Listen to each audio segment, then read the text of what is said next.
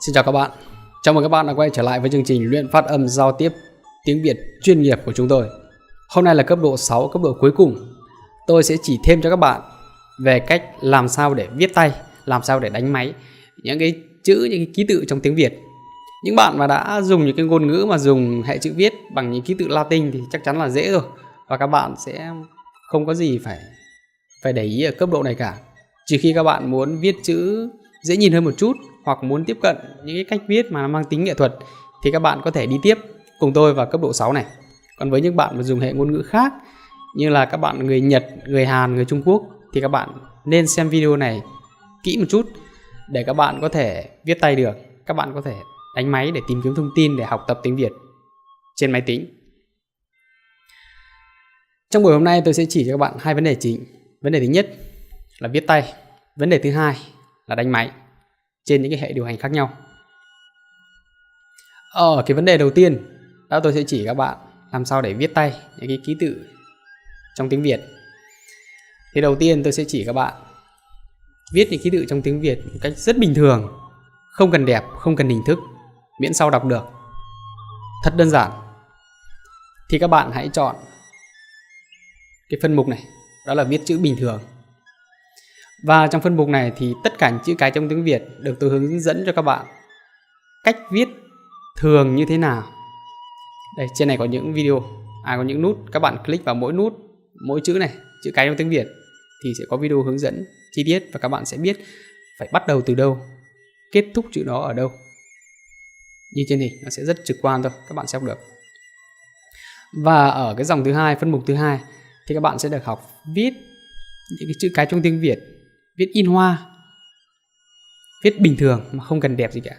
Và các bạn chỉ cần click vào từng chữ cái thì sẽ ra được cái video hướng dẫn cụ thể cho các bạn. Cái phần trên này thì không có gì cả. Tuy nhiên nếu các bạn muốn viết chữ mà nó dễ nhìn hơn một chút, ấn tượng một chút, thì các bạn hãy tiếp tục đi vào cái phân mục thứ hai này.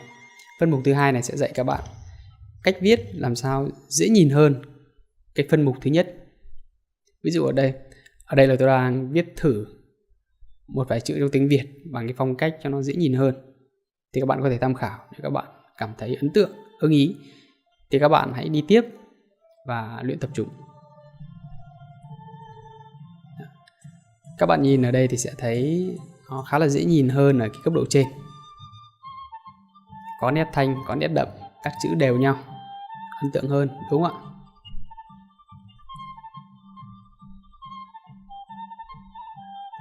Đó. Và trong phân mục này tôi cũng tương tự, tôi sẽ dạy các bạn viết từng chữ cái trong tiếng Việt một cách dễ nhìn như thế nào ở dạng chữ thường, và viết những cái chữ hoa, chữ cái in hoa trong tiếng Việt một cách dễ nhìn như thế nào, tương tự như phần trên. Ở trong tiếng Việt thì những nơi nào mà không phải là đứng đầu câu, không phải đứng đầu của một từ mà là tên riêng hay những từ quan trọng thì chúng tôi viết thường. Còn ngược lại, với những cái từ mà đứng đầu của một câu hay những từ đó là tên riêng thì chúng tôi bắt đầu bằng một chữ in hoa ở dòng dưới. Các bạn muốn biết từng chữ cái trong tiếng Việt được viết một cách dễ nhìn như thế nào thì các bạn cũng lại bấm vào phân mục này và vào từng chữ thì sẽ ra cái cách mà chúng tôi viết một cách dễ nhìn. Đó, tất cả ở trên đây các bạn chỉ cần click vào thì các bạn sẽ hiểu. Đó. Ở đây tôi dùng bút bi, không phải là một cái dạng bút mà hỗ trợ viết nét thanh nét đậm hay chữ đẹp gì cả, nhưng mà tôi cũng cố gắng là mô tả cho các bạn làm sao viết được. Ở dưới là mô tả cách viết chữ in hoa trong tiếng Việt. Đó, các bạn cũng tương tự thôi, click vào từng chữ cái một thì sẽ ra cái cách chúng tôi viết in hoa của một chữ như thế nào và các bạn ứng dụng. Đấy. Các bạn muốn biết chữ nào thì chỉ cần click vào thôi, rất đơn giản. Ở đây tôi cho tốc độ hơi chậm một chút để cho các bạn có thể quan sát rõ được từng những cái động tác tôi đưa bút như thế nào. Đó. Và cái phần viết thì chỉ đơn giản như vậy thôi. Và để mà viết cái kiểu chữ mà nó dễ nhìn hơn một chút như này thì các bạn hãy đặc biệt chú ý một chút cho tôi về cái phân mục này. Chúng ta hãy cùng nhau đi phân tích qua một chút về cái kiểu chữ dễ nhìn hơn cái cấp độ đầu tiên này, thì xem nó dễ nhìn ở điểm nào và tại sao nó lại dễ nhìn, và muốn viết nó dễ nhìn như vậy thì cụ thể là cần làm những cái gì, thì tôi cũng sẽ chỉ qua cho các bạn. Các bạn hãy nhìn vào đây, các bạn thấy rằng sẽ có những nét rất là đậm, có những nét rất là mảnh, và chúng tôi gọi đây là chữ nét thanh, nét đậm, nên nó rất là dễ nhìn. Các chữ rất đều nhau.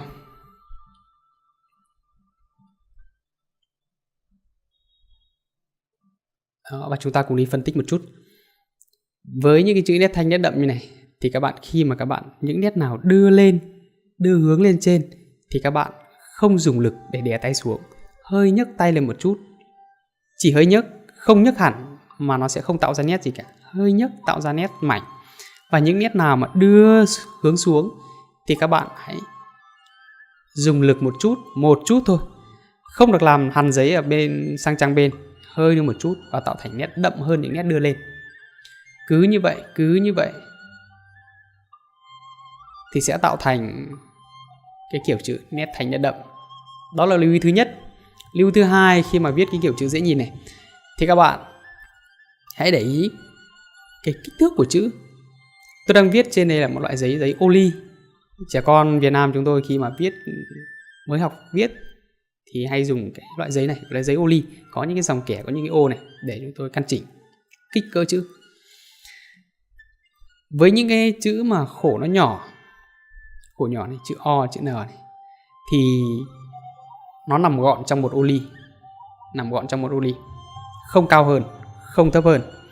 Và với những chữ mà chữ khổ cao lên trên hoặc cao xuống dưới cũng vậy, đều có chiều cao chỉ bằng 2 ô ly, không hơn không kém. Nó cao bằng 2 ô ly như này, nó sẽ rất là tương ứng, nó rất là vừa với cái phông chữ nhỏ 1 ô ly. Và cái tác dụng cao bằng 2 ô ly nó còn thể hiện ở cái vấn đề là khi mà những dòng trên viết thì chỉ xuống cùng lắm là 1 ô ly, và nó không bao giờ chạm vào cái đầu chữ của hàng dưới, cái đầu chữ cao của hàng dưới luôn cách nhau 1 ô ly, nên nhìn nó sẽ rất đẹp, không bao giờ bị cắt, không bao giờ bị trùng nét. Và khi các bạn viết sang một loại giấy phổ thông hay viết đó là giấy tập, thì cái dòng kẻ nó bé hơn một chút. Nếu các bạn viết đúng khuôn khổ này thì khi đó những cái chữ cao nhất của dòng dưới và những cái chữ thấp nhất của cái dòng trên này, khi mà nó vô tình nó có gặp nhau thì nó cũng chỉ gần tiếp xúc nhau chứ không cắt nhau, không giao nhau.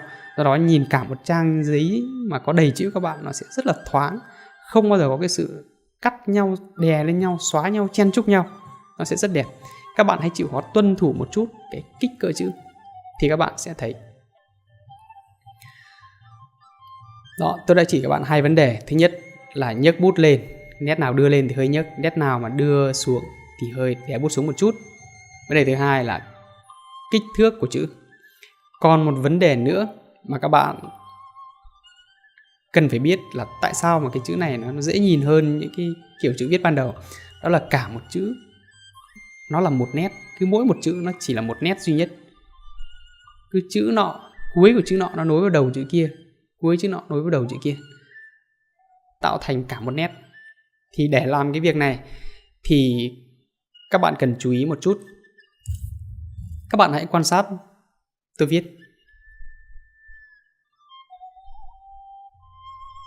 Đây tên của tôi, nhưng mà tôi viết cố tình viết thường để cho dễ phân tích cho các bạn.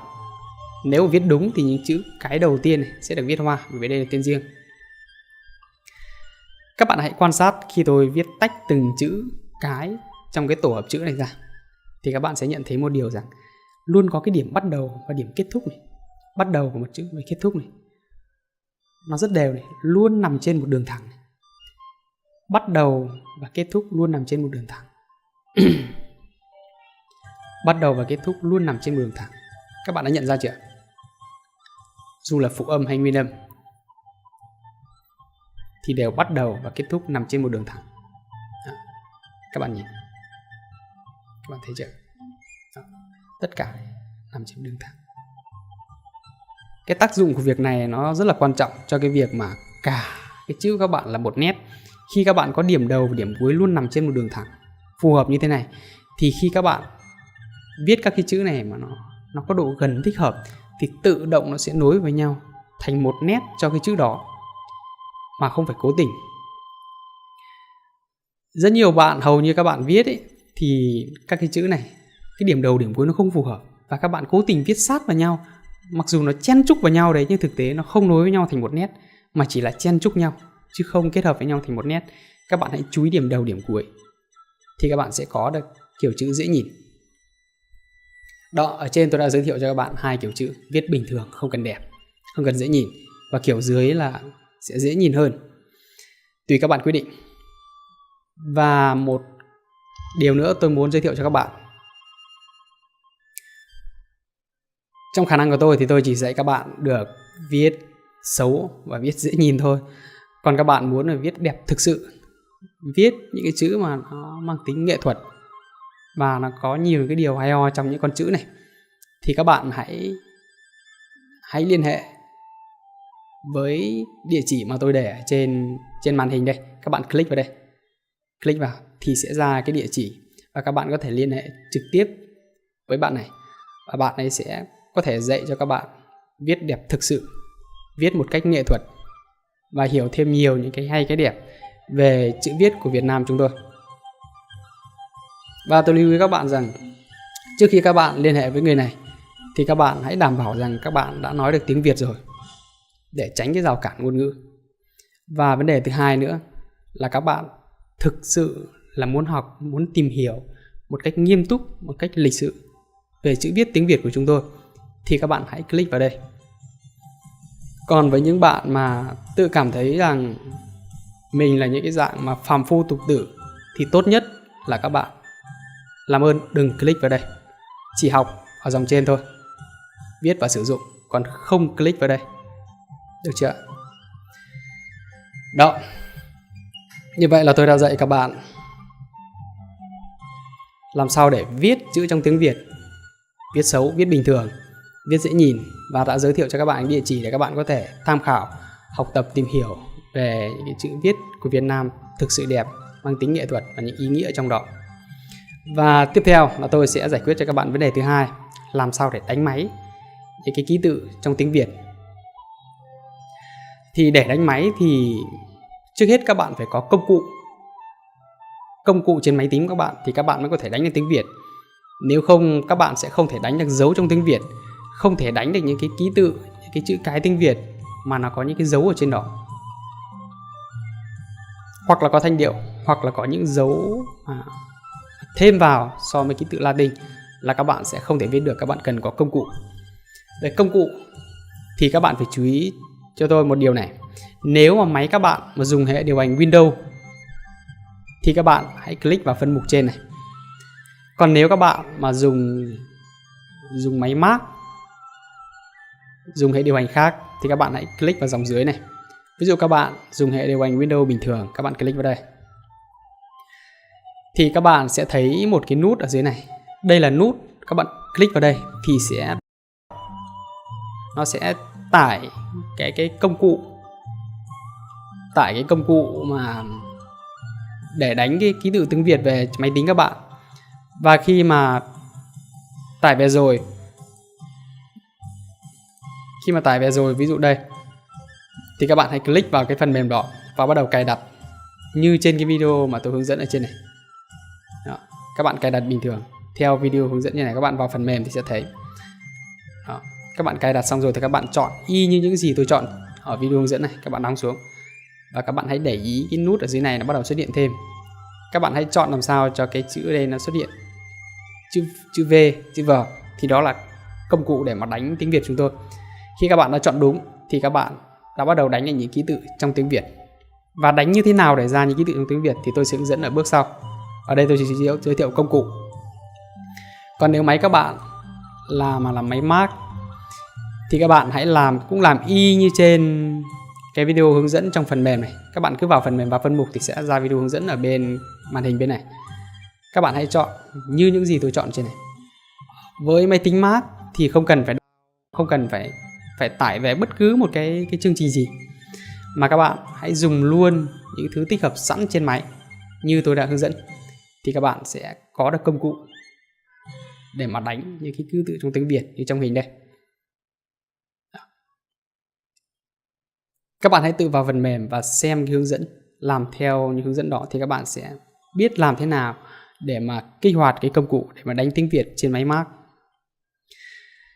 Sang phân mục thứ hai thì tôi sẽ chỉ cho các bạn làm thế nào để mà đánh được những cái ký tự tiếng Việt đặc biệt, đặc trưng trong tiếng Việt, như là nó có thêm những cái dấu. Ví dụ ở đây chữ này là chữ A bình thường nhưng lại có thêm cái dấu mũ ở trên tạo thành chữ ớ, và tương tự những chữ khác thì làm sao để đánh. Thì cụ thể nó như thế này: khi các bạn đã có công cụ, dù là trên hệ điều hành Windows hay là hệ điều hành Mac, trên máy Mac, thì khi đã có công cụ thì quy luật đánh các bạn như nhau. Ví dụ chữ ớ thì bao gồm đánh hai chữ A liên tiếp nhau. Đó, đánh một cái thì ra chữ A. Còn các bạn mà gõ hai cái liền, hai cái đó thì ra chữ ớ. Hay là chữ E cũng vậy. Nếu các bạn đánh một cái thì ra chữ E, nhưng nếu các bạn đánh hai chữ E liên tiếp nhau thì ra chữ E cần cho các bạn. O tương tự, đánh một cái ra chữ O, nhưng các bạn đánh hai cái liền nhau thì sẽ ra chữ O. Hay chữ đờ cũng vậy. Nếu bạn đánh một cái ra chữ giờ, nhưng nếu các bạn đánh hai chữ giờ liên tiếp, gõ phím giờ liên tiếp hai lần thì sẽ ra ký tự đờ, tương cho các bạn. Và một loại nữa, ví dụ chữ Á, bạn có một cái thì ra chữ Á, nhưng nếu mà gõ Á rồi gõ tiếp liền theo là cái chữ V đúp này thì các bạn sẽ ra được chữ Á. Cũng vậy, các bạn gõ một cái thì sẽ ra chữ O, nhưng các bạn gõ chữ O rồi lại gõ tiếp theo là chữ V đúp thì sẽ ra chữ Và cái từ cuối cùng đó là gõ một cái thì ra chữ U, nhưng các bạn gõ một cái và thêm cái dấu V đúp này vào thì nó sẽ tạo thành chữ Nó chỉ đơn giản như vậy thôi.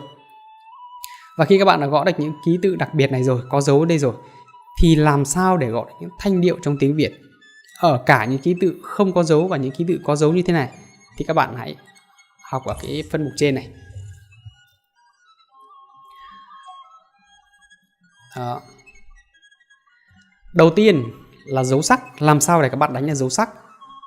Ví dụ đây, các bạn đánh một cái thì ra chữ A, nhưng nếu các bạn mà gõ chữ A sau đó lại gõ tiếp tục là chữ S thì ngay lập tức tạo thành chữ A và có thanh điệu sắc tạo thành chữ Á. Đây, các bạn hãy đọc ở đây. Khi các bạn mà gõ một cái ký tự, một cái nguyên âm, ký tự mà được đọc là nguyên âm, và các bạn gõ liền sau nó là chữ S với cái công cụ các bạn đã cài, thì các bạn sẽ tạo thành cái nguyên âm đó được gắn thêm dấu sắc vào. Ví dụ như chữ O chẳng hạn. Đầu tiên các bạn đánh chữ O, gõ hai chữ O là thành chữ O, đúng không ạ? Tôi vừa dạy. Và các bạn thêm cái chữ S. Các bạn cũng gõ như thế nhưng mà thêm chữ S thì lại tạo thành chữ O có dấu sắc. Đó. Hay là chữ cũng vậy. Các bạn gõ chữ ư này, và các bạn nếu mà gõ chữ ư xong rồi các bạn gõ thêm chữ S thì lại tạo thành dấu sắc Đó là dấu sắc. Hãy gõ nguyên âm cần gõ và gõ thêm cái chữ S, nó sẽ tạo thành nguyên âm đó đi với cái thanh điệu sắc. Với thanh điệu huyền thì các bạn lại làm khác. Các bạn hãy gõ nguyên âm đó và gõ thêm cái chữ F, cái phím F, và các bạn sẽ tạo thành dấu huyền. Ví dụ có chữ A bình thường, nếu A mà lại gõ liền theo là cái phím F thì tạo thành A có dấu huyền A. Tương tự chữ O trước rồi đánh phím F thì sẽ tạo thành O.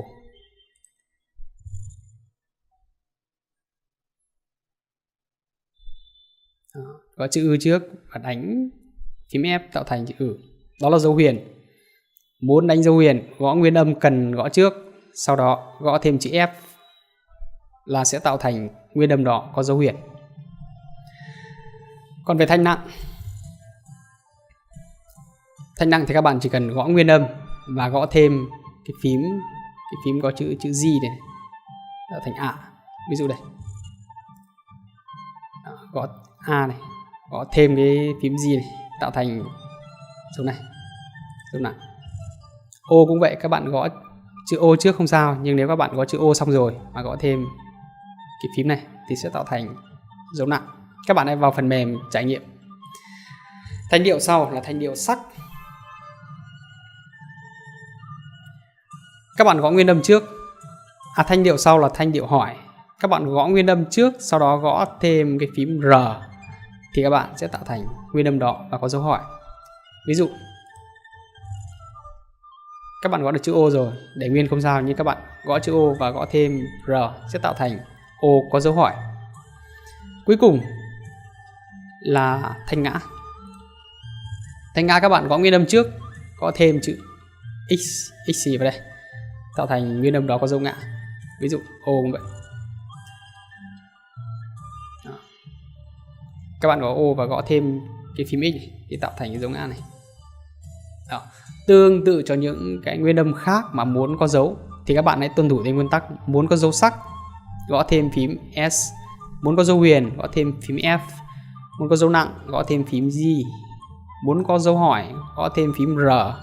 Muốn có dấu ngã, gõ phím X. Được chưa? Đó. Cấp độ 6 hôm nay thì rất là đơn giản vậy thôi. Hy vọng là các bạn có thể sử dụng được và tiếp cận những cái nguồn để các bạn học tiếng Việt tốt hơn. Chào các bạn. Hẹn gặp lại trong những video hàng tuần trên kênh YouTube của chúng tôi. Cảm ơn các bạn.